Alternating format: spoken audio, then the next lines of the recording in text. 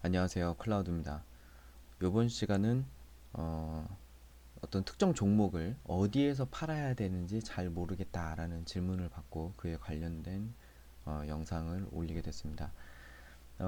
흔히 매수하시는 이유가 분명 있어요.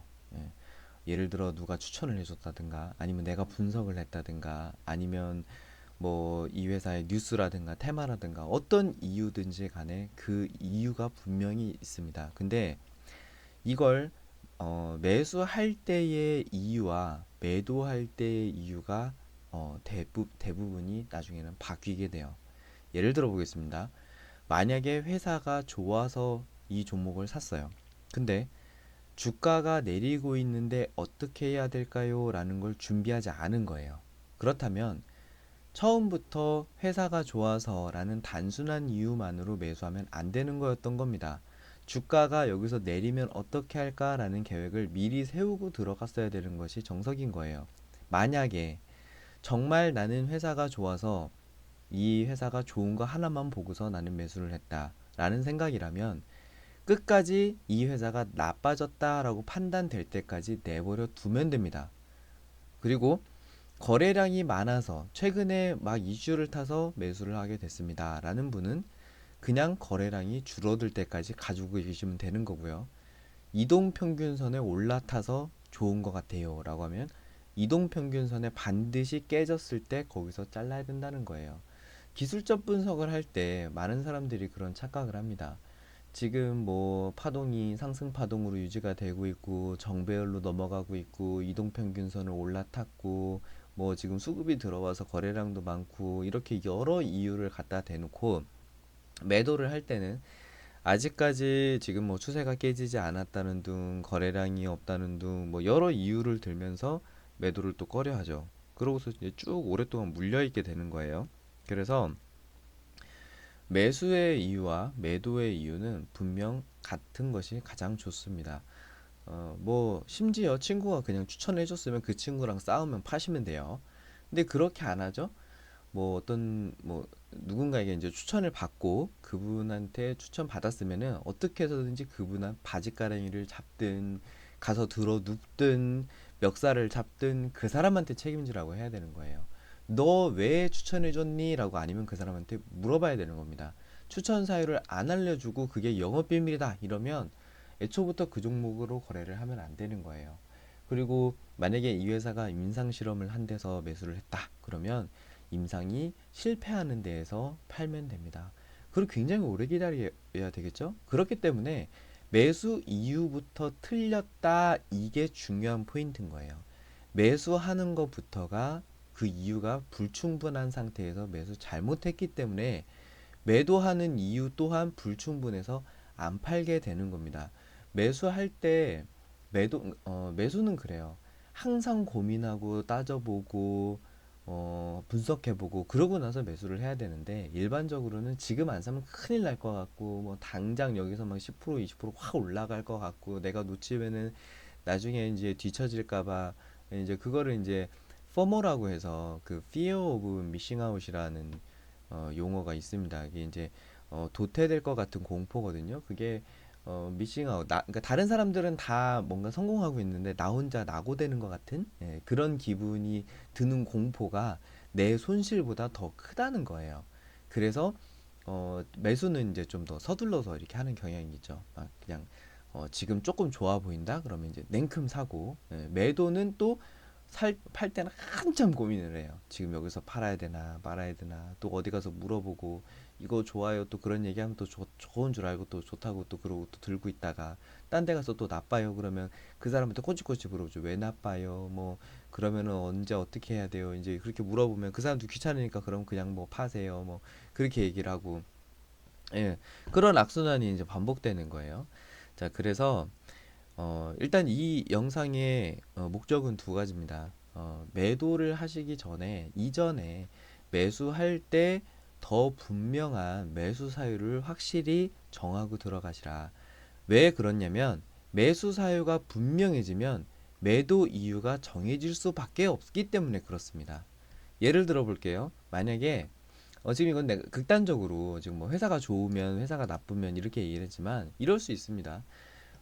그 증권사에서 내보내는 리포트를 보니까 이 회사의 컨센서스가 뭐 이번 뭐 매년 천억씩 매출액이 천억씩 증가를 하고 영업이익이 200억씩 계속 증가를 한대요.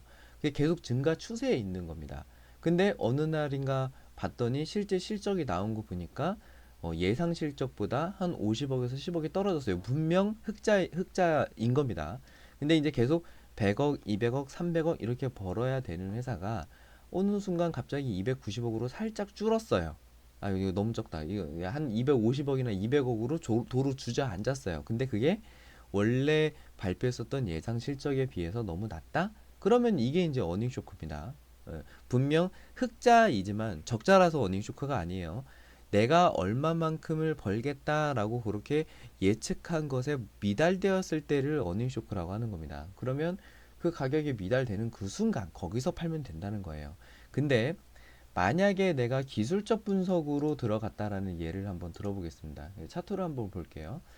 만약에 뭐 종목을 샀는데 내가 이동평균선이 올라탔기 때문에 이 종목을 샀다. 뭐 그렇게 예를 한번 들어볼게요. 뭐 여러 가지 거래 방법들이 있겠죠. 기술적 분석은 해석하는 방법이 굉장히 다양하기 때문에 그렇습니다.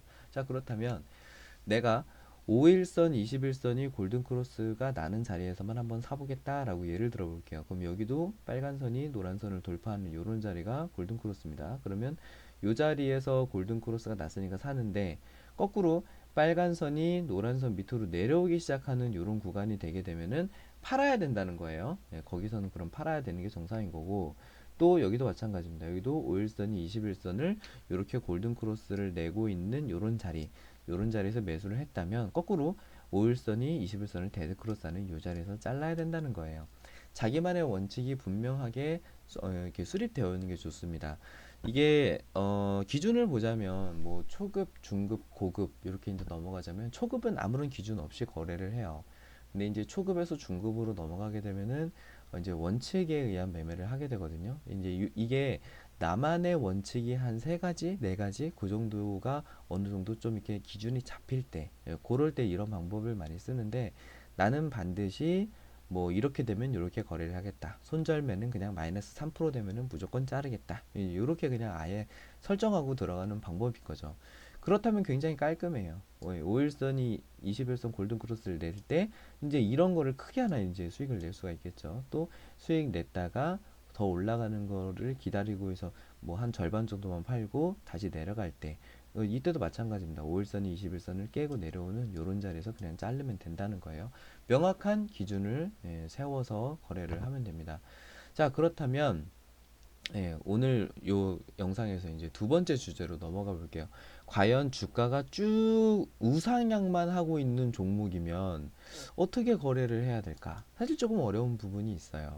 이렇게 뭐 추세선을 그려가지고 추세선 하단에 부딪힌다든가 뭐 아니면 이동평균선과의 상관관계라든가 피보나치를 본다든가 보조지표를 본다든가 여러 가지 방법이 있습니다.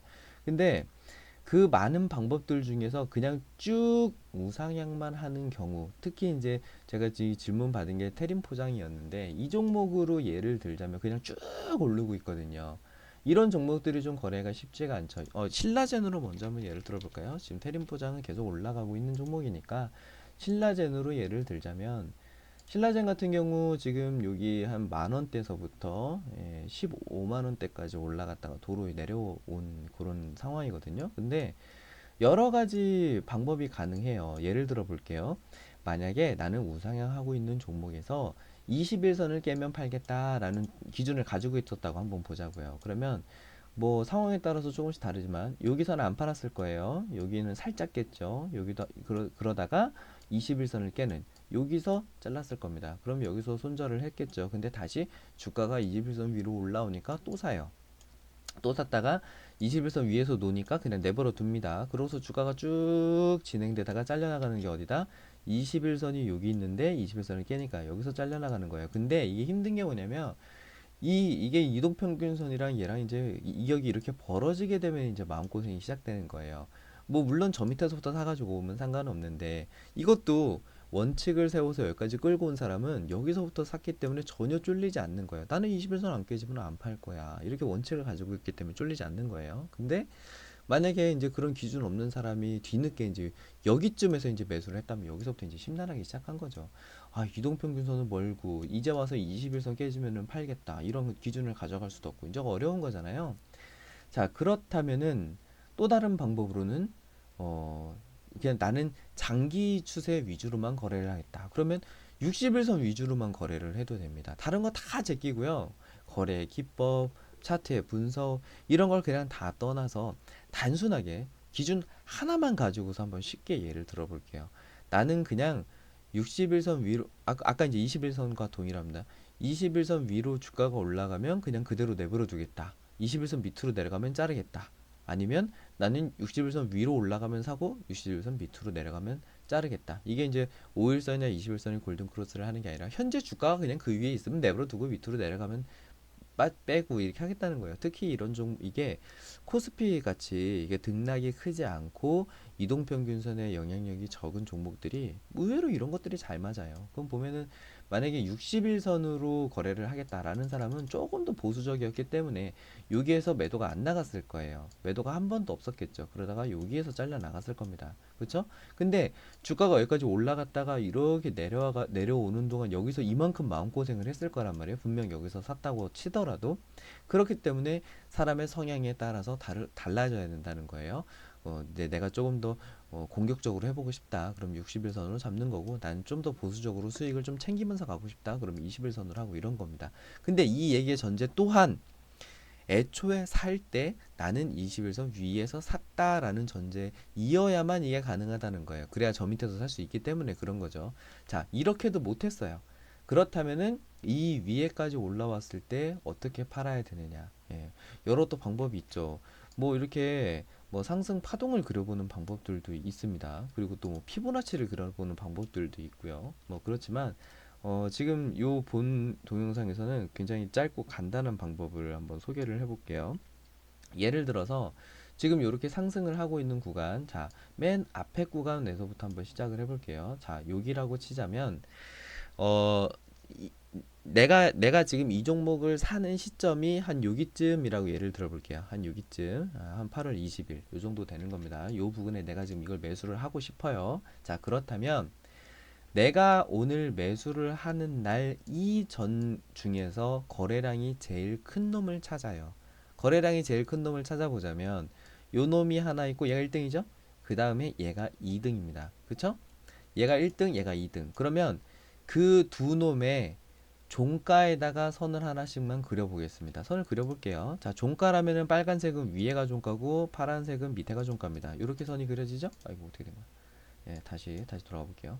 자, 요렇게 선이 두 개가 그려집니다. 자, 요렇게 되어 있는 상태에서 각각 60% 정도 대충 눈대중으로 하시면 돼요. 이거 피보나치로 좀 더 정확하긴 한데 한 60%에서 40% 정도까지 그냥 아니면 절반 정도로 이렇게 살짝 내리세요. 요렇게. 예, 근데 지금 내가 살려고 하는 자리가 6이잖아요. 바로 직전 것만 씁니다. 그 전전 것은 안 써요. 그러니 가장 최근에 거래량이 많았던 봉 중에서 걔의 절반 정도에다가 선을 이렇게 그려놓고 쓴다라는 겁니다. 이 가격을 그 증권사마다 프로그램을 다 제공하고 있어요. 스탑로스라고도 하고 뭐 트레일링 뭐 컷이라고도 하고 뭐 자동 매매 여러 가지 표현을 씁니다. 근데 그 증권사에 전화를 하면 이것만 또 상담해 주시는 분이 있어요. 예, 그래서 자세히 물어보시면 저 잘 모르겠는데 설정까지 완벽하게 하려면 어떻게 해야 됩니까? 라고 물어보면 자, 모바일에서는 뭐 누르고 뭐 누르고 뭐 누르시고요. 예, PC에서는 뭐 하고 뭐 하고 뭐 하시고 이렇게 설명을 해줍니다. 예, 그거대로 세팅을 하시면 되고 그렇다고 그러면 지금 이 신라젠을 내가 만약에 여기에서 매수를 했다라고 하면은 자동으로 55,600한 40원, 30원 그 정도의 스탑로스를 잡아 놓는 거예요. 내가 산 자리는 여기입니다. 내가 산 자리는 여기라고 했을 때 그 이후에 이 가격을 깨지 않으면 내버려 두는 거예요. 자, 그것을 갱신을 언제 하느냐? 얘보다 거래량이 큰 놈이 나오면 이 선을 갱신하면 됩니다. 자, 주가가 쭉 올라가요. 만약에 이 선을 깨고 내려왔으면은 스탑로스가 됐던지, 그러니까 수익이 됐던지 손실이 됐던지 잘렸을 거예요. 그쵸? 근데 이 위로 가는 거는 내버려둬요, 그냥. 쭉 올라가죠. 그러다가 거래량이 탁 튀는 놈이 하나 나왔습니다. 자, 그럼 어떻게 하라고요? 여기에다가 중간쯤에다 대충 선을 그려요. 자, 그러면 스탑루스를 다시 위로 바꿨습니다. 밑에 건 버릴게요. 이렇게 해서 지우시면 돼요. 그러면 이 종목은 72,570원을 깼을 때 70원이 아니죠. 72,600원. 예, 72,600원이 되겠네요. 72,600원을 깼을 때 이거는 손절이다. 이렇게 설정을 이제 여기다 자동으로 해 놓으셨을 거예요. 네, 그렇게 되면은 또 여기에서도 이렇게 또 손절 안 나가고 또 올라가죠. 예, 이렇게 또 올라갑니다. 자, 그러다가 거래량이 또 튄 자리가 어디예요? 여기죠. 예, 요 날입니다. 요 날. 지금 잘 보시면 거래량이 얘랑 비슷한 정도로 좀 더 많이 발생한 그 구간이 갱신되는 겁니다. 자, 그러면 다시 이렇게 또 올릴게요. 그러면 81,100원까지 스탑로스가 위로 올라갔습니다. 그렇죠? 그러고서 주가 또 올라가요. 자, 근데 거래량이 또 생겼죠? 또 생겼으면 또 거기까지 갱신해서 올려놓습니다. 하루에 한 번만 하시면 돼요. 굉장히 간단하죠? 그러고서 그냥 주가 쭉 올라가잖아요. 그럼 마지막까지 올라온 날 여기죠? 계속 올리고 올리고 해가지고 여기까지 지금 스타벅스를 잡아놨어요. 아, 그리고 요건 그냥 팁인데, 만약에 이제 요렇게 봉 크기가 작으면 가능하면 그냥 아래쪽에다가 조금 설정하시면 됩니다. 자, 그렇다면 이 종목이 실제로 잘려 나가는 것은 요 날 잘려 나갔을 거예요. 그쵸? 요날 내가 이제 요날 설정을 했을 거기 때문에 요날 요 종목이 스탑로스로 잘려 나갔을 겁니다. 이 가격대가 얼마예요? 대략 99,800원 정도 되죠? 자, 거기를 고점으로 주가가 쭉 밀립니다. 이렇게 해서 참고해서 하실 수가 있어요. 근데 이 방법은 많은 기술적 분석에 대한 공부를 해보셔야 되는 거지만, 어, 이게 뭐 코스피 종목이라든가 덩치가 큰 종목이라든가 이럴 때 이제 주로 쓰시면 될 것 같고, 일반적인 뭐 코스닥 종목이라든가 등락이 큰 종목이라든가 이런 경우에는 잘 받지 않으니, 그냥 공부가 충분히 안 된 경우에 그냥 참고 삼아서 그냥 요렇게도 볼 수 있구나 정도로만 이해하시는 게 좋겠습니다. 자, 그렇다면 문의하셨던 테림 포장 같은 경우는 여기가 스탑로스였겠죠? 네, 여기가 지금 시작한 겁니다. 자, 그 다음에 거래량이 여기가 지금 크죠? 네, 그렇게 되면 대략 한 여기쯤 이렇게 걸어놨겠죠? 네, 그러면 여기나 스탑로스가 나갈 수도 있었을 거예요. 근데 만약에 2위로 계속 올라간다. 그러면 뭐 추가 매수를 하든가 이렇게 뭐 해가지고 여기까지 스탑로스가 올려져 있는 상태가 될 수도 있고, 만약에 지금 스탑로스를 새로 설정을 하신다. 그러면 이 정도 가격대에다가 걸어놓고서 그냥 지켜보시면 되겠다. 만약에 이거보다 나는 조금 더 공격적으로 하고 싶다라고 하면은 이 거래량이 많은 봉에 시가에다가 잡으시면 됩니다. 요렇게 시작에다 잡으시면 돼요. 여기. 그래서 만약에 나는 이 종목이 그래도 좀 많이 올라갈 것 같다. 예, 그래서 그냥 살짝 요렇게 아래 이렇게 툭 깨고서 이렇게 올라가는 거는 내가 두고 볼 수가 없다. 그러면 요거는 4,650원, 예, 요 정도에다가 스탑로스 설정하시면 됩니다. 요 앞에 같은 경우에는 여기가 되겠죠. 이렇게 되면은 조금 더 공격적으로 거래를 하실 때 스탑로스가 안 나가도록 이렇게 해서 우상향하는 거를 쭉 지켜보는 그런 형태로 가져갈 수도 있을 것 같아요. 네. 오늘 영상도 마음에 드셨다면 구독 눌러주시고, 마음에 안 드셨다면 제가 리플을 공개하고 왜냐면 리플을 볼 시간이 없어요. 그래서 리플을 사용 안 하도록 지금 현재는 일단 막고는 있는데, 제가 좀 여유가 되면은 리플을 좀 열고 소통을 할 수 있는 그런 시간을 좀 갖겠습니다. 현재는 소통을 카카오톡방으로 하고 있으니 밑에 주소 보고서 따라 들어오시면 좋을 것 같고요. 만약에 그냥 지나가시는 분인데 이 동영상이 좀 불쾌하셨다 그러면 싫어요를 좀 눌러주시면 제가 이 동영상의 문제점에 대해서 판단해보는, 돌아보는 시간이 될 수 있을 것 같아요. 감사합니다.